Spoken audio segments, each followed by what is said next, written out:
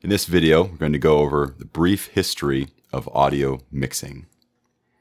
Now, as you may know, recording technology began late in the 19th century. Thomas Edison built the phonograph, and it was really a standalone recording device. It didn't require any type of mixer or audio preamp. That stuff hadn't been invented yet. There was no need for it. It was a physical machine. It was a physical recorder. And performers would, as he intended it, it was a dictation machine. It was designed for physicians to not have to write on charts anymore. That never picked up. But of course, the creative artists got their hands on it and decided you could play music into this thing and you could record into it. And so you would have a single musician or a group of musicians huddle around this device and play into the horn, and it would literally cut and etch into the phonograph.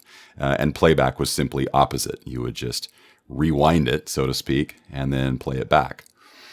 It wasn't until later in the 1930s, when things started to change, we started to see a little more of magnetic tape technology. And there were really two companies that were at the forefront of this. Western Electric, which really was the company that was kind of responsible for everything. They had all the patents for electric technology, not just for audio, but for television and broadcast, everything. They owned all the patents. And RCA. So the two companies, I wouldn't say really worked together. RCA used Western Electric patents. Everybody did. But the two companies were really at the forefront of the technology. What we really saw was very simple audio mixing devices beginning to crop up in the 1920s, and they were two input, very, very basic units just to blend the sound of two separate microphones together. And in the 1930s, things started changing quite a bit. It was still the two companies that were at the forefront of this technology. And it's interesting to note that the recording studios that use this technology, they didn't own it. They didn't buy any of the technology. They were on lease by the company. So the studios were lessees of this technology. And the engineering behind these units weren't necessarily meant for audio recording. The technology came from telephony, right? From telephone use, the telephone industry, the telecommunication industry, and for sound reinforcement, so for live sound. It still wasn't thought of at that point to have an actual recording studio. That was still a new thing. Recording studios would be a new technology later in the 1940s, the 1950s. But we saw a lot of broadcast studios, a lot of radio broadcast studios. And it wasn't really until 1928 when there was the adoption of sound in major movie studios. And that's when we really started to see the talking pictures. And that propelled the technology forward and a need for a change. And so also to note, the main design that was developed during this time, this would continue on up until the 1970s. And what we saw are just kind of some variations of that when things drastically start changing around 1970. Okay, so with the evolution of mixing, we start to see the widespread use of magnetic tape in the 1950s. And again, that's important because number one, you have more storage in the medium, in the tape medium. Little known fact, but tape still has the highest data rate, even in the hard disk age, and it's because of surface area. So a lot of the biggest data centers in the world are still using magnetic tape. You can still buy it. It's still widespread. Again, just not very well known. And these were mono machines, so only one channel of recording. And later on in the 1950s, we start to see 3-track and then 4-track in 1955 or so. And that's thanks to a technology called cell sync. And that's a synchronization between the playback and the record heads. That was always a problem, to be able to synchronize a tape machine on playback and on recording. And essentially, that's the beginning of multi-track recording right there. And then later on in the 1960s, we get 8-track machines, and then in 1970s, we get 16-track machines. Some of the most, now look at these years, right? 1950, going to 1968. That's the birth of American popular music. That's the birth of rock and roll. And think of how much music from Elvis to the Beatles was recorded on these machines. And these machines right here, an Ampex 2-track, Ampex 4-track, Ampex 16-track. This is American popular recording right here. It's pretty amazing. These units still exist. Not many people operate them. Obviously, parts don't exist anymore. Or at least they're very, very hard to come by. So these are pretty much museum pieces right here. And you can see each of these units is made by Ampex. Ampex was the biggest company in audio tape, at least in America. Now, some of the earliest consoles, you see this one right here, is right around the 1940s. This is early 1940s RCA technology. This is the BC5 console. And it was made for RCA, by RCA, for broadcast, and adapted in various configurations for film use, and of course for radio. And this is what would have fed some of the early tape machines, maybe a mono tape machine that we would have found in the early 1950s. This kind of technology still would have existed. And you see multiple knobs right here. This is a 4-channel mixer. And then this knob on the far right, that's a master knob right there, the master volume. And so you would have multiple microphone inputs going into this unit and then mixing that final output. That final output is what would go on to the tape recorder. So you committed to your mixes before, while you were in the studio. You might have a run through of the piece of music that you were working on. And then when it was time to record, you basically had all of your movements down. So the recording engineer would have played with the volumes. If there was an instrument that needed to be turned down during a solo, then that solo instrument turned up. He would be doing that live in the control room, and he was essentially part of the performance. That is very similar. The RCA unit is very similar to this one right here, made by Bill Putnam in the 1950s. And a lot of 1950s studios had this kind of console. And again, this was feeding maybe a mono unit. This would have been the console throughout the 1950s and even into the 1960s. So this would have been feeding either a mono tape machine or a stereo tape machine, possibly some of the earlier 4-track machines. And in the 1960s, we get this unit right here, the Universal Audio 610 console. And this was also designed by Bill Putnam. Bill Putnam is a major name in the audio industry. And he was the founder of Universal Audio, a company that still exists, very highly regarded company. This particular unit right here was built by Frank DiMedio, and it was used at Wally Heider's recording service in San Francisco in the early 1960s. It still exists. I'm not sure if it's still being used. It might be a museum piece.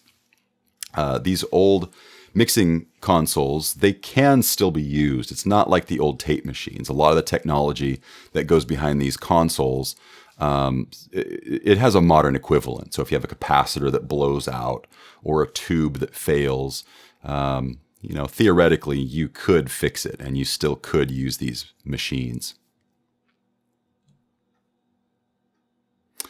And the big change starts happening in the 1970s. We get the first 24-track machines. 1975 has the earliest version of that. And then we start getting, by the late 1970s, we get the first digital tape machines. And we get 48-track digital tape machines. And then, of course, modern day, we have the digital audio workstation, which has unlimited tracks. And that reached its maturity in about 2000. Okay, and some of those early devices. Here's yet another Ampex. They had a long business career. Here's the MM1100. It's a 16-track machine.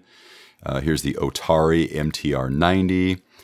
Not pictured here is the Studer A800. That would be a 24-track tape machine, widely used across the industry. And then, of course, here on the far right is the Sony 3348, 48-track digital machine. Now, of course, 16 tracks, 24 tracks, and 48 tracks, you can't use those old mixers. You had to have new technology. And, of course, there were companies that stepped up to that. The first one being Neve. And this is the first large format console designed by Rupert Neve in 1970. This is his Wessex A88. And you can count the channels. That's a lot of channels on that. This is the first unit, the first large format unit that Rupert Neve created. And interesting to note, the preamps that are used in this, it's hard to see in this photograph, but the preamps that are used here, these are called the 1073 preamp. And it was revolutionary for the time in its design, in its sound. It had very special transformers that went into it, which affected the sound in a very pleasing way. And it had parametric EQ, so you could set a specific frequency, and it was notched. It wasn't a perfect linear arrangement, but you could boost changeable mid-range frequencies. Revolutionary for the day. And amazing because those are still the most highly sought after mic preamps today. Even in modern studios, you will find Neve 1073s, either the really old original units, which are very expensive, or the modern recreations of them, which are also expensive and sound pretty close to the original.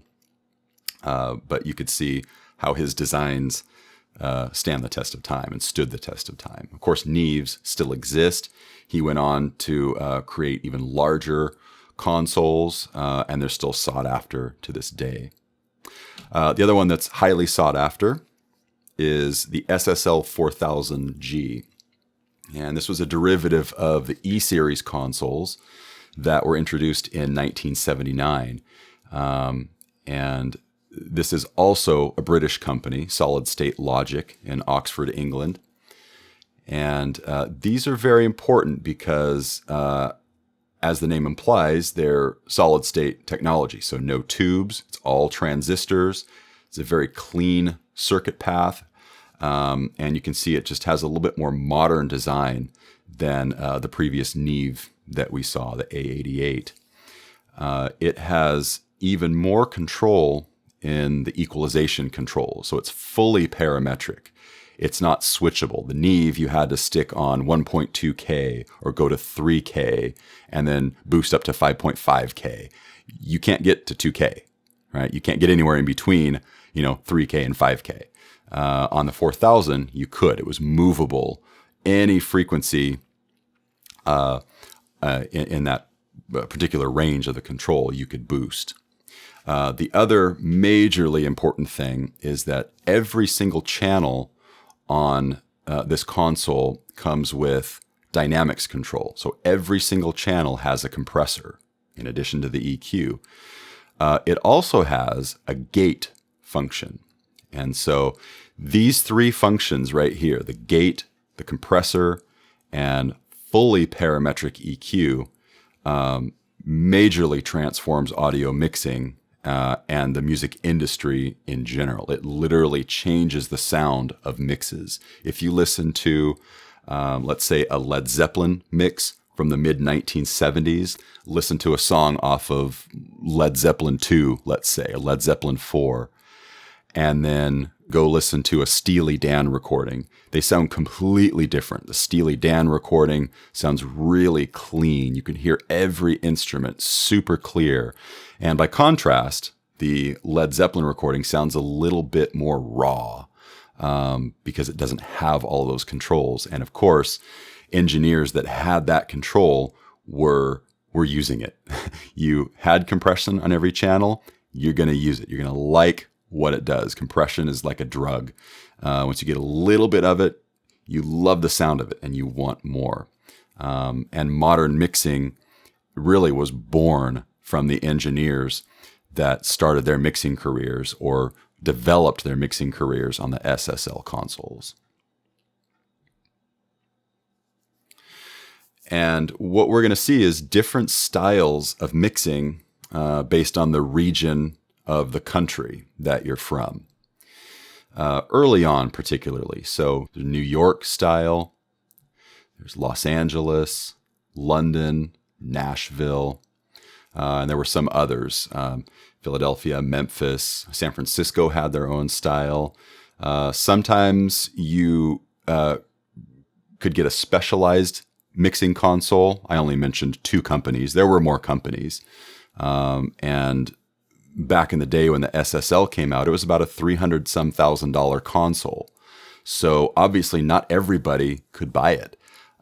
If you were recording any of the psychedelic bands in San Francisco, for example, you had a low budget. There's no way you're going to get a console that's $300,000. You're going to get something a lot smaller, and your sound is going to be different.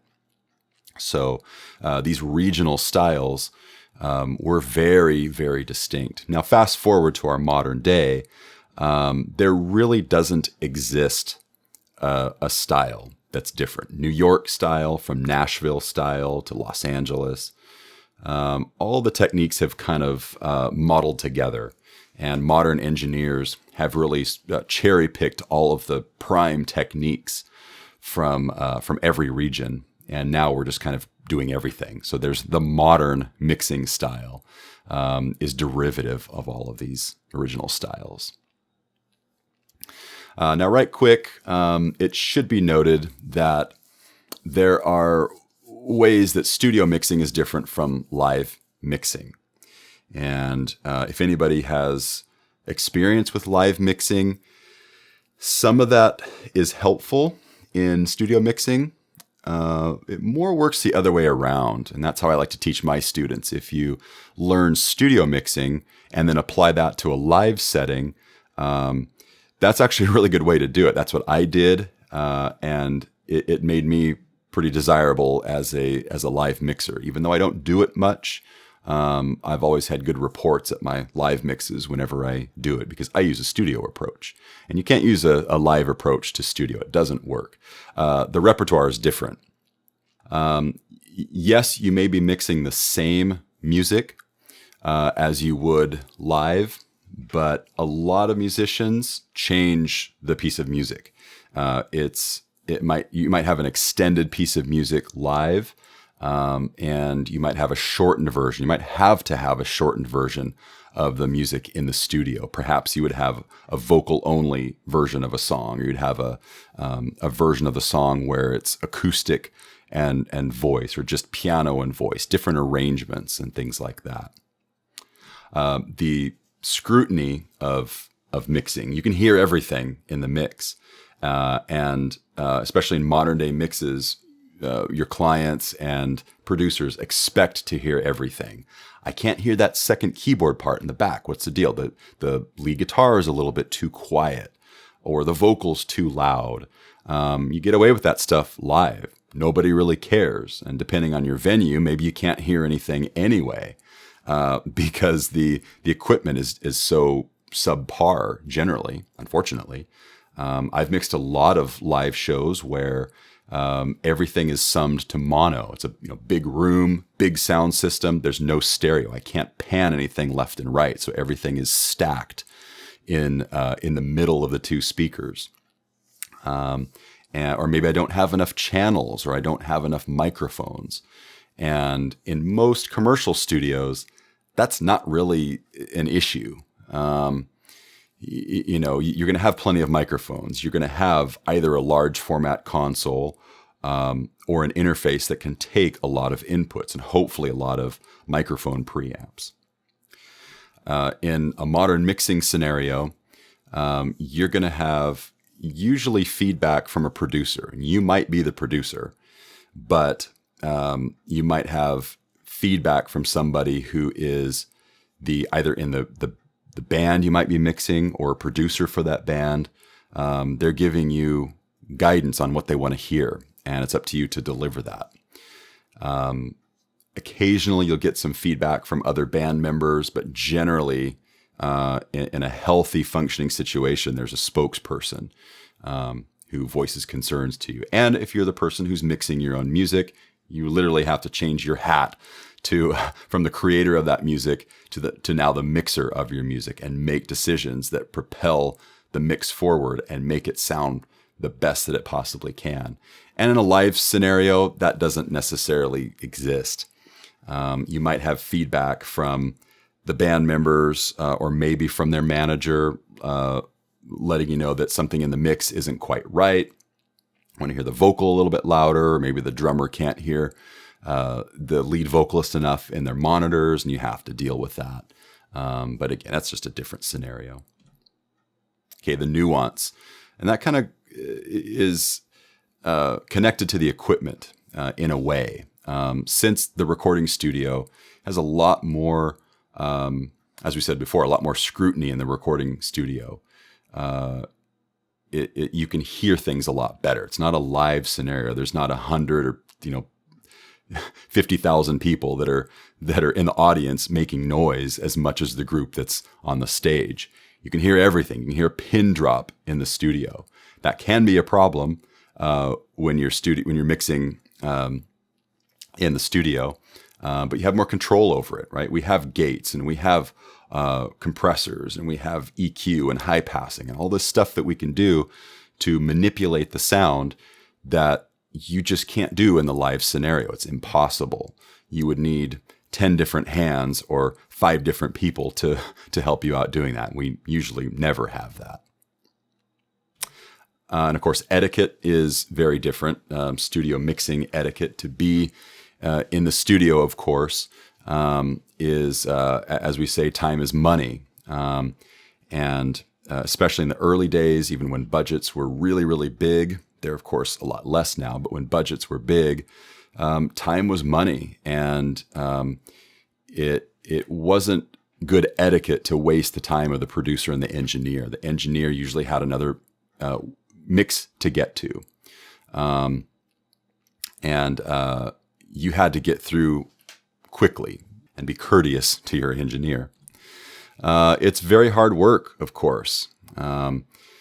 Mixing takes patience. There is a process, and there is a process that you can go through.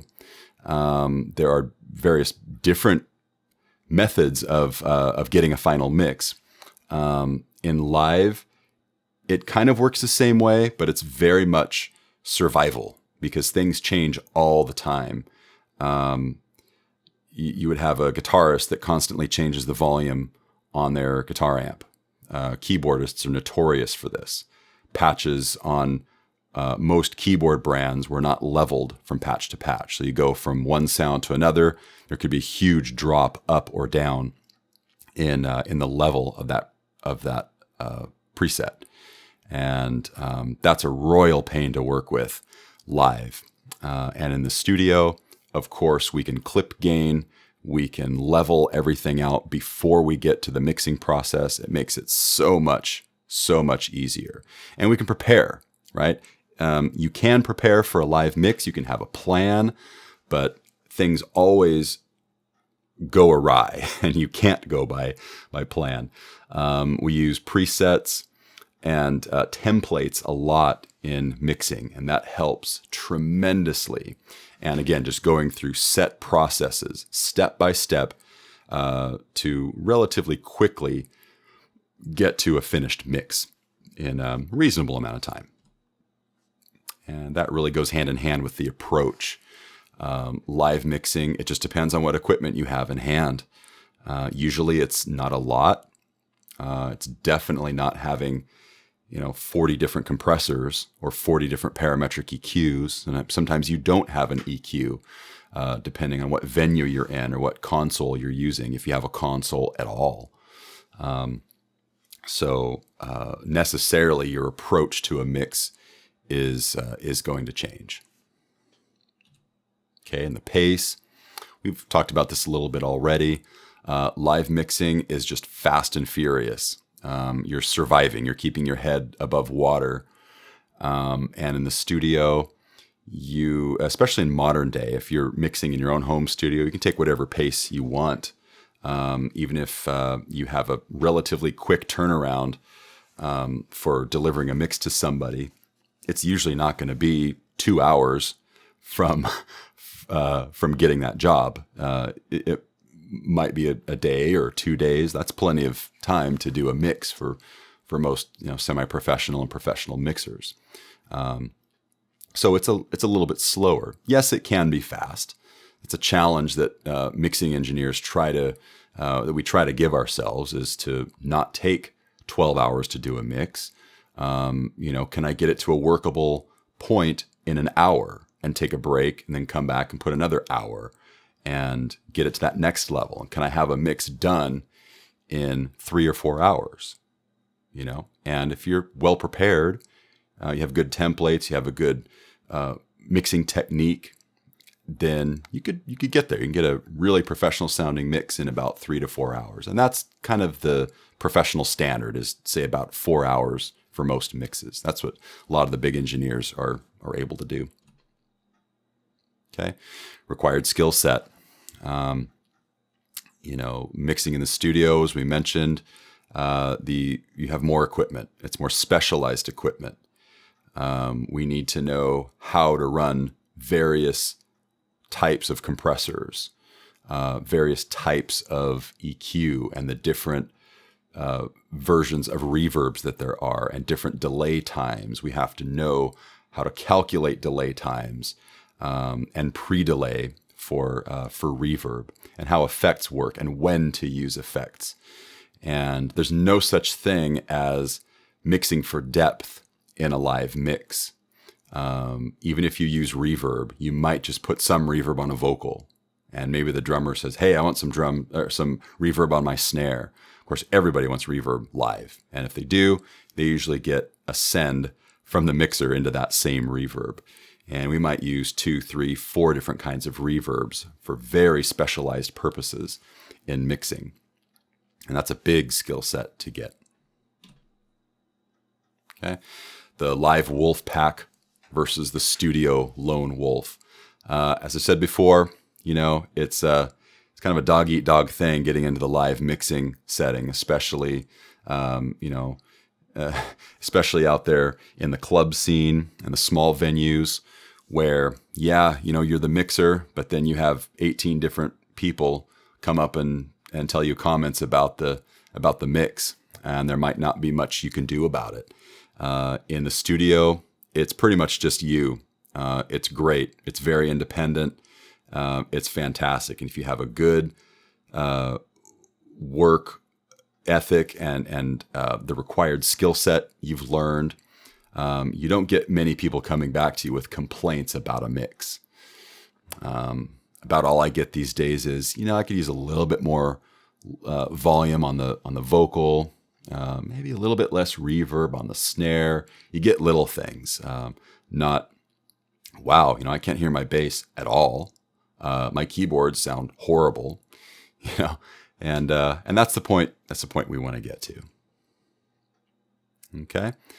And to kind of close up here, learning how to mix, just so you know, you can teach some of the basic tools. This is like learning an instrument.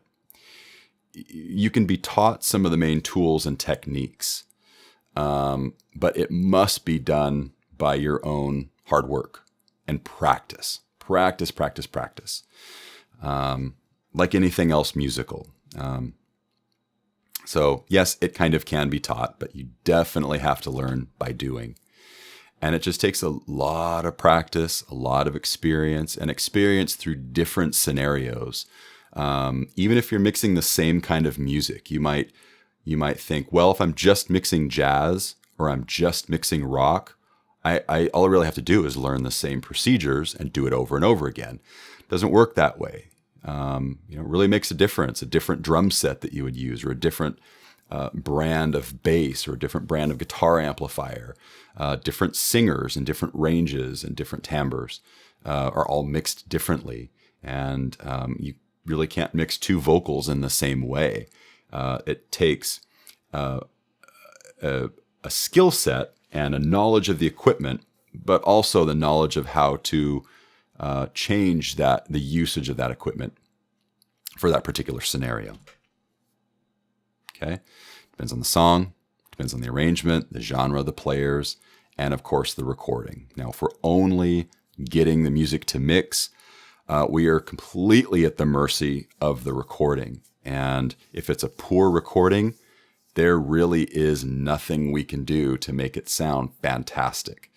That's the hardest part. And that was the hardest thing for me to learn. I thought, well, I need to be able to mix anything, and anything should sound good. Well, reality is no. A great mix really starts with a great recording. So for those of us that are only mixing, we're at the mercy of the recording. For those of us that record and mix, that means we need to learn recording really well. I always have this adage that you record like there's no mix, and you mix like there's no master. And that's my main adage throughout music technology courses that I teach. Everything you do at every point needs to be the best you can do. So if I'm behind the microphone needs to be placed properly. It needs to be in a great room, great equipment. I need to play extremely well. And if I get the recording sounding great, it makes my mixing job way easier. And if I mix it properly, when it gets to the mastering stage, there's very little I have to do. Yet a poor recording, you could work and work and work and work to get a good mix. Maybe you get a decent mix, or what you consider to be good. Then you go on to the mastering process, and okay, it gets a little bit better, but then you sit back and you listen to it and you think it isn't good enough. So that's a very important lesson to learn right there. Okay.